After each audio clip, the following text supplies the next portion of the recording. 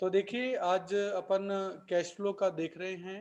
अ, अपन project का concept देख रहे हैं कि 2021 के एग्जाम में जो प्रोजेक्ट है वो किस तरीके से आएंगे बोर्ड एग्जाम में। तो इस बार आपके प्रोजेक्ट के अंदर केवल दो ही स्पेसिफिक प्रोजेक्ट रखे और जो आपका कॉम्प्रिहेंसिव था उसको हटा दिया है। और तो स्पेसिफिक प्रोजेक्ट में दो चीजें पूछी जाएंगी। Number one cash flow statement और एक आएगा रेशियो का, उसको भी अपन देखेंगे। तो कैश फ्लो स्टेटमेंट के अंदर बेसिकली क्या होगा कि आपको किसी भी कंपनी का, जैसे इन्होंने डाबर इंडिया लिमिटेड का लिया है और 2018 और 17 का डेटा लेकर कैश फ्लो स्टेटमेंट का पूरा देखो बैलेंस शीट दिया है। देन उसके नोट्स टू अकाउंट्स दिए हैं और देन कुछ एडिशनल इंफॉर्मेशन दी हैं और देन उसको आपने पूरा सॉल्व किया एक प्रोजेक्ट के तरीके से। कैसे होता है सॉल्व? अच्छा, इसमें कंपनी कौन सी लेनी है तो आप कोई सी भी कंपनी ले सकते हो जो भी आपको इंटरनेट पे अवेलेबल हो, जिसका डेटा आपको अवेलेबल हो, वो आप जो कंपनी है वहां ले सकते हैं, कोई दिक्कत नहीं है। अब इसमें होता क्या है, आपको सबसे पहले लिखना पड़ता है name of project. Name of project किस लिए सर? सर हमारा cash flow statement Dabur India limited के लिए हम बनाया है, उसका प्रिपरेशन एंड एनालिसिस कर रहे हैं हम उसका। क्या ऑब्जेक्टिव है sir? To provide information regarding sources and usages of cash from different activities. हम पता करना चाहते हैं कि डाबर इंडिया लिमिटेड के कैश के सोर्सेज का है, पैसा आ कहाँ से रहा है और जा कहाँ रहा है, डिफरेंट एक्टिविटी यानी ऑपरेटिंग, इन्वेस्टिंग और फाइनेंसिंग के लिए। पीरियड अंडर स्टडी, कौन सा पीरियड लिया है? तो देखो यहाँ पीरियड लिए हैं अपने, ये देखो ये पीरियड है, ऊपर भी दे रखे हैं, ये पीरियड है 31 मार्च 2017 और 31 मार्च 2018, 2 साल का पीरियड है आपका। तो ये देखो financial year ended on 31 March 2018 and 31 मार्च 2017 का। ठीक है। टूल्स ऑफ एनालिसिस कौन सा यूज कर रहे हो सर? हम कैश फ्लो स्टेटमेंट यूज कर रहे हैं। सोर्स ऑफ मटेरियल क्या है कि सर हमने डाबर इंडिया की ऑफिशियल वेबसाइट से ये डेटा जो है वो लिया है। और देन आपको अपना नॉर्मल जो आपने कैश फ्लो स्टेटमेंट का चैप्टर पढ़ा था वो पूरा उस तरीके से आपको ऑपरेटिंग और देन आपका इन्वेस्टिंग और देन आपका फाइनेंसिंग, सारी एक्टिविटीज को सॉल्व करते हुए एक टोटल एबीसी यहाँ लाना है। उसमें ओपनिंग कैश इक्विवेलेंट जोड़ना है तो क्लोजिंग कैश इक्विवेलेंट अपने आप आ जाएगा। सेम वही है, वर्किंग नोट वही देना आपको, net profit before tax calculate करने का पूरा, जो अपने 4-5 चीजें ऐड होती है। और भी कोई अकाउंट बनाना हो, फिक्स एसेट्स का अकाउंट बनाया है आपने, कैश इक्विवेलेंट का वर्किंग नोट बनाया आपने, ये सब चीजें आपको देनी है। ठीक है। फिर आपको एक समरी बनानी है। समरी किस चीज की बनानी है कि सर ओपनिंग कैश इक्विवेलेंट कितना था, net cash flow from operating यानी ए एक्टिविटी से कितना आया, इन्वेस्टिंग बी से कितना आया गया, फाइनेंसिंग सी से कितना आया गया और देन क्लोजिंग कितना बचा। ये 5 इंफॉर्मेशन आपको समरी में देनी है। और देन इन्हीं 5 इंफॉर्मेशन का आपको बार डायग्राम बना के देना है कि कैश, ओपनिंग कैश आपका इतना था, ऑपरेटिंग से इतना कैश आया, इन्वेस्टिंग से इतना कैश गया, फाइनेंसिंग से इतना कैश गया और क्लोजिंग कैश इक्विवेलेंट आपका इतना बचा। ये आपको बार डायग्राम के थ्रू बताना पड़ेगा। और देन आपको कमेंट देने पड़ेंगे इसके बारे में कि आपका क्या पॉइंट ऑफ व्यू। आप देख रहे हैं कि देखो सर ऑपरेटिंग से तो हमारे पास आया लेकिन इन दोनों से गया है, यानी क्या हुआ कि हमने जो पैसा कमाया है उसका यूज हमने इन्वेस्टिंग एक्टिविटी यानी कोई फिक्स एसेट खरीदने में कर लिया, या फाइनेंसिंग एक्टिविटी यानी कोई लोन वगैरह चुकाने में जो है वो अपन ने कर लिया। तो इस तरीके से आपको यहाँ देना पड़ेगा पूरा कमेंट कि cash generated from operating activities this which indicate that Dabur India limited is running it's operating operations जो है वो एफिशिएंटली कर रही है। फिर इन्होंने ये बताया कि increase in trade receivable this to this it is quite normal because it increase in operating activity. ये कोई एक दो पॉइंट आप लिख सकते हो। फिर आपको कहा गया इन्वेस्टिंग एक्टिविटी है तो इसका मतलब क्या हुआ कि फाइनेंसिंग एक्टिविटी से कोई कैश जनरेट हुआ नहीं, उल्टा यूज ज्यादा हुआ है। और यूज ज्यादा होने में आपने कौन सा यूज किया होगा? जो ऑपरेटिंग एक्टिविटी से हमारे पास कैश आया और जो ओपनिंग कैश इक्विवेलेंट हमारे पास पड़ा था। तो ये अच्छी पॉलिसी नहीं है, it is not a prudent policy कि भाई आप कमा के और देन पैसा फिक्स एसेट में ज्यादा लगा रहे हो। तो फिक्स एसेट जो है वो परचेज करनी चाहिए आपको अपने लॉन्ग टर्म सोर्सेज से, यानी आपको जो फाइनेंसिंग एक्टिविटी से लोन वगैरह लेकर देन आपको करनी चाहिए थी। आप कमाई का पैसा इसमें लगा दोगे तो फिर आगे जाकर आपको बड़ी दिक्कतें इसके अंदर आ सकती हैं क्योंकि आपका ऑपरेटिंग एक्टिविटीज का कैश पूरा का पूरा यूज कर लिया। इस तरीके से फिर कोई आपको सजेशन देना पड़ेगा। The company should immediately raise long term fund, कि लॉन्ग टर्म फंड लेने चाहिए, लोन रेज करने चाहिए, इश्यू ऑफ शेयर करना चाहिए, जिससे कि उसको फाइनेंशियल प्रॉब्लम लॉन्ग टर्म के अंदर नहीं रहे। फिर इसमें से कुछ वाइवा क्वेश्चन पूछे जा सकते हैं।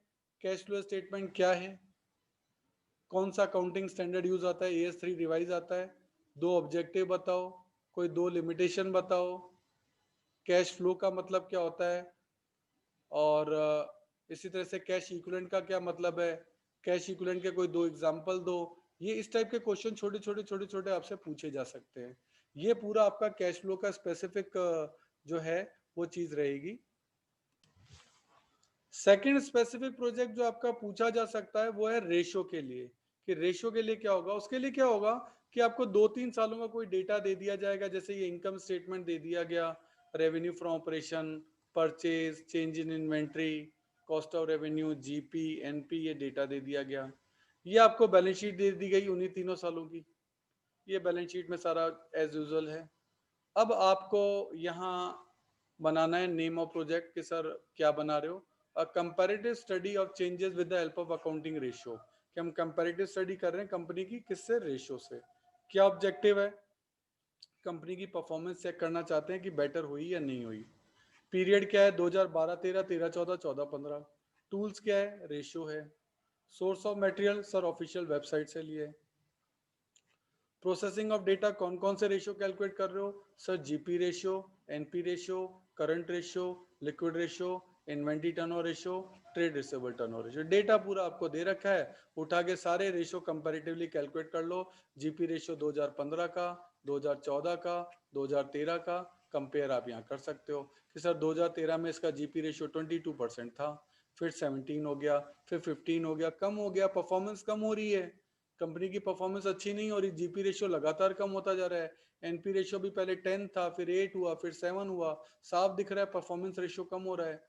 लिक्विडिटी रेशियो 1.7 पॉइंट, फिर कम हुआ, फिर इम्प्रूव हो गया 2.4 हो गया, तो वो फिर भी सेटिस्फैक्ट्री कहा जा सकता है। इस तरीके से आपको पूरे ये रेशियो करके देन कमेंट लिखने पड़ेंगे, और देन इसका GP रेशियो दिखाना पड़ेगा चार्ट के थ्रू, कि सर 2013 में इतना था, फिर 2014 में इतना हो गया, 2015 में तो ये डिक्लाइन कर रहा है, लगातार डिक्लाइन कर रहा है, यानी परफॉर्मेंस अच्छी नहीं है। इसी तरीके से आप NP रेशियो भी दिखा सकते हो कि लगातार डिक्लाइन कर रहा है, परफॉर्मेंस अच्छी नहीं है।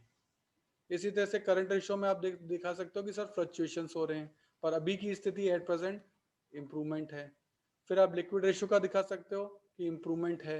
वैसे 1:1 होना चाहिए, ये बहुत ज़्यादा है। इसका मतलब ये हुआ कि आप अपने लिक्विड रिसोर्सेज का यूज़ बहुत अच्छे से नहीं कर पा रहे हो।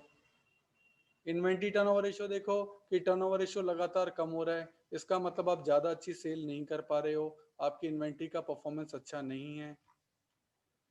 ट्रेड रिसेबल कलेक्शन पीरियड लगातार बढ़ता जा रहा है, यानी उधारी के टाइम बढ़ते जा रहे हैं। पहले आपका 33 डे में ही पैसा आता था, अब डिले होकर 45 में आया, और अब तो 73 डेज में आ रहा है। इसका मतलब उधारी बढ़ती जा रही है, आपके डेटर आपको पैसा टाइम पे नहीं दे रहे हैं, बहुत डिले कर रहे हैं, तो डेफिनेटली आपको इंटरेस्ट का नुकसान हो जाएगा, क्योंकि अब आपको लोन ज़्यादा अरेंज करने पड़ेंगे। तो इस तरीके से ये आपका रेशियो का जो एनालिसिस है वो किया जा सकता है।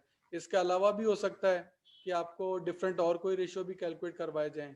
जैसे मैं आपको एक और प्रोजेक्ट में दिखाता हूँ, ये डिफरेंट रेशियोज कैलकुलेट करेंगे, inventory turnover, trade receivable turnover, current ratio, liquid ratio, और उनको आप डिफरेंट डायग्राम में दिखा सकते हो। वो तो लाइन डायग्राम था, आप ऐसे डायग्राम भी दिखा सकते हो कि सर टर्नओवर रेशियो निकालें इन्वेंट्री और ट्रेड रिसेबल, तो ये दोनों आपके निकालिए। ये लिक्विडिटी रेशियोज निकालें, करंट रेशियो और लिक्विड रेशियो। आप ऐसे बार डायग्राम भी बना सकते हैं हिस्टोग्राम की शेप में। इसके अलावा आप ऐसे कंपैरेटिव भी दे सकते हो कि सर अब ये अलग अलग चीजें इन्होंने दिखाई है कि टोटल रेवेन्यू क्या रहा, एक्सपेंसेस क्या रहे, नेट प्रॉफिट या नेट लॉस क्या रहा। इससे से आप बार डायग्राम जो है वो भी बना सकते हो कि टोटल रेवेन्यू क्या रहा, एक्सपेंसेस क्या रहे, नेट प्रॉफिट क्या रहा।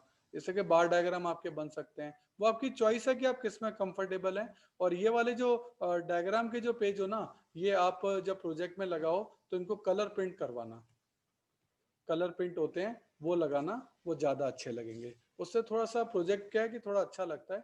इसमें जब आप कलर का यूज़ करें तो रेड कलर का यूज़ न करके ब्लू है, और ब्लैक है, इनका ही यूज करें ज़्यादा से ज़्यादा, और ज़्यादा कलरिंग ना करें। अकाउंट्स के प्रोजेक्ट में इतनी कलरिंग जो है वो नहीं होती है। ये सब बार डायग्राम का आप यूज करें। कैश फ्लो के अंदर भी करना है आपको, और आपको रेशियो के अंदर भी करना है। तो आपको बार डायग्राम दिखाने हैं, लाइन डायग्राम और या हिस्टोग्राम, ये आपकी चॉइस है, आप किस में कंफर्टेबल हैं। ये कंफर्टेबल जोन का काम है, इसमें कंपल्शन कुछ भी नहीं है। तो आपको जो अच्छा लगे, आप जिसको आसानी से समझा सकें, वो चीज़ आप यहाँ कर सकते हैं। Okay sir.